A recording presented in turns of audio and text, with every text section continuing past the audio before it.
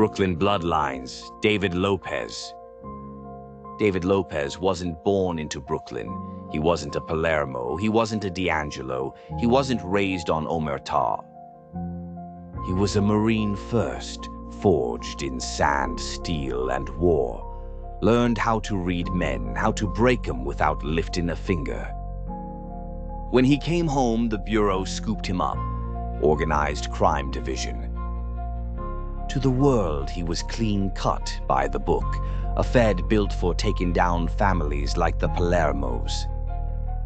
But the streets got a way of testing men, and Lopez, he got tested early. They threw him into deep cover-ups, slid him across borders, made him live in the shadows. That's how he ended up in Mexico, Tijuana, playing husband to Bambi Palermo. They called it an op, cartel infiltration, cover story. But it didn't feel like an op when you're sharing a bed, watching each other's backs while death waits outside the door. The line between pretend and real blurred so far it never snapped back. They slept together, and when the op ended, they didn't go back to being strangers. Not really. Back in Brooklyn, Lopez tried to play it clean. File reports, track movements, stay bureau. But every time Bambi's name hit the desk, he hesitated. He started covering for her, making excuses, buying her space. The Bureau didn't know it, but Lopez wasn't just watching her, he was protecting her. And that loyalty came with a price. Nights got longer. His hands shook more. Pills started filling the cracks. Adderall to keep sharp, benzos to keep the fire down. A Marine, a Fed, a man unraveling piece by piece, covering his sins with a three-piece suit. Still, he walked the line. On one side, the Bureau, on the other, the Palermos. And in the middle, Bambi, the one woman who could destroy him and the only one he couldn't walk away from. Lopez's motivation ain't just duty, it's obsession, it's survival. It's the hunger to control a game that's already slipping out of his hands. And in Season 2, that game's about to eat him alive. Brooklyn Bloodlines, Season 2, coming soon. Slugs, what the fuck you doing in there, you prick?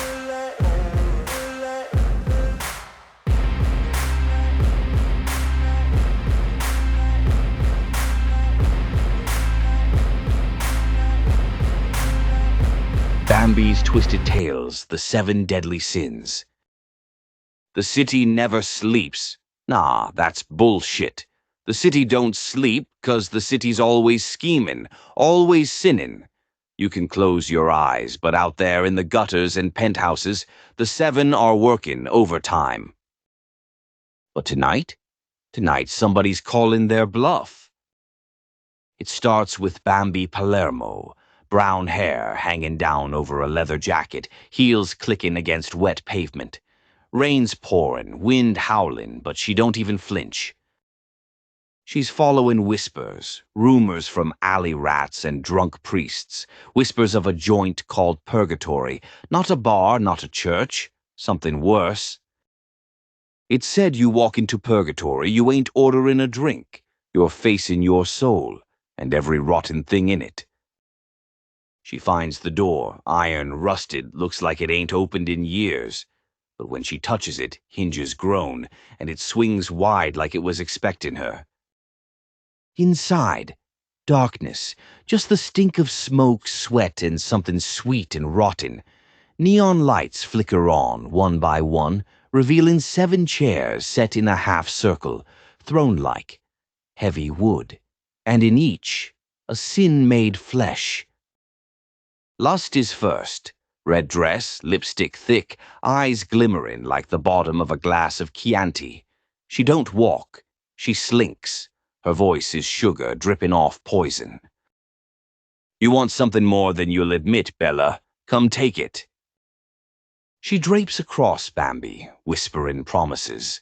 Power, love, escape. Her nails trail Bambi's cheek, but Bambi grips her wrist hard. I've seen dames like you my whole life. You don't give, you drain. You're not desire, you're desperation with a dress on. Lust's smile fades and she retreats into the smoke, hissing like a cat with no claws. Then Gluttony lumbers forward. His footsteps make the floor moan. He's eaten as he talks, grease splashing across the table. Sit with me, girl. You'll never be empty again. Food, money, flesh, whatever you crave, I'll fill you up till you burst. He tosses roasted meat onto the table, cakes dripping with cream, bottles uncorked and spilling. Bambi eyes the feast, then tips the whole damn table. Wine soaks into the floor, gravy runs like blood. You ain't feeding me, fat boy. I eat on my own terms. Gluttony snarls, but he's too slow to grab her, too full of his own filth. Greed steps in smooth, like a banker with a mob's heart. Gold rings flashing, cufflinks shaped like skulls. He don't yell. He smiles. Why fight? Everything's got a price. Your freedom, your loyalty, your soul, name it and I'll pay. He spreads stacks of bills, diamonds, watches, enough to choke a priest with temptation.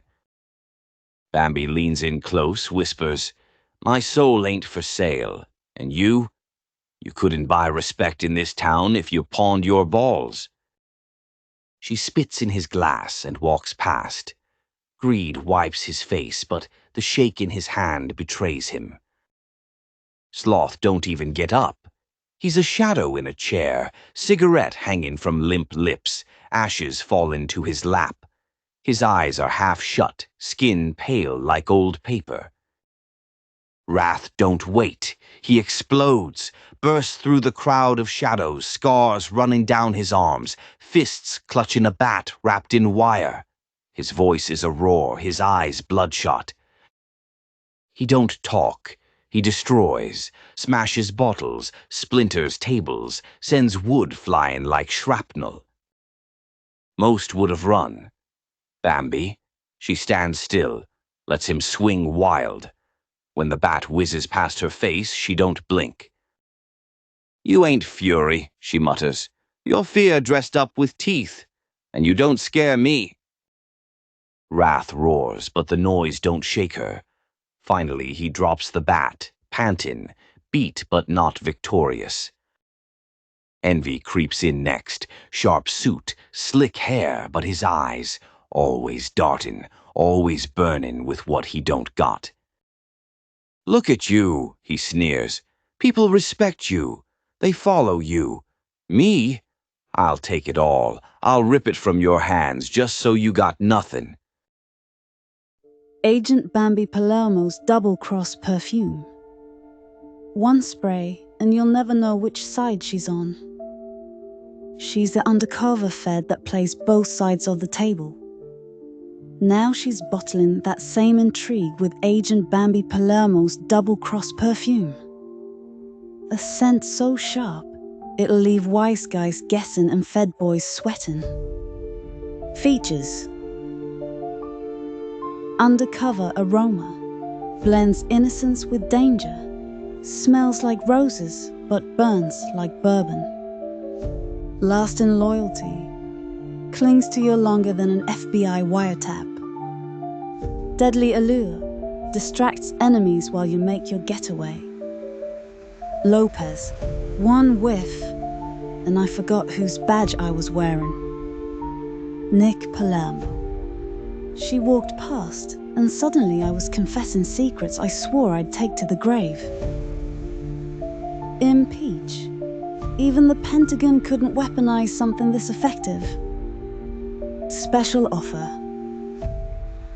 Order now, and you'll get a free black file clutch bag. Perfect for carrying classified documents, or just your lipstick and a .22. Agent Bambi Palermo's double-cross perfume.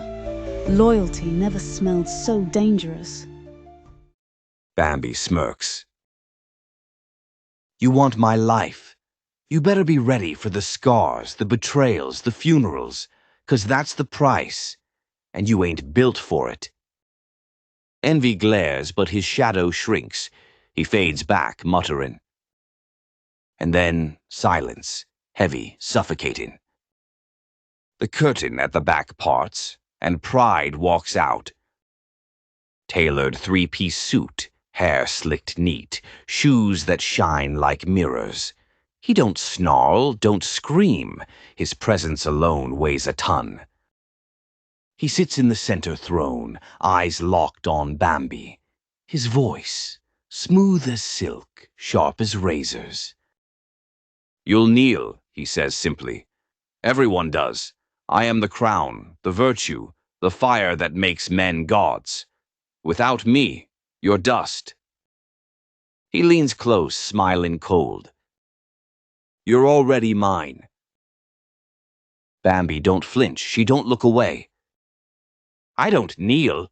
Not to you, not to anyone. You don't own me, Pride. You're just a clown dressed like a king." For the first time, Pride's smirk falters. The room falls still. Even wrath shuts up. Even lust don't breathe. Bambi turns her back, leather jacket swinging, pushes the door open, steps into the rain. The night swallows her, but the echo of her heels is louder than thunder. Behind her, the seven sit in silence, beaten, not gone, never gone, but beaten. And the city breathes a little easier.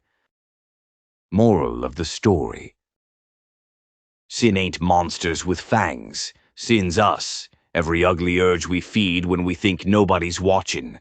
Lust, greed, wrath, pride, they live in every corner of this crooked world.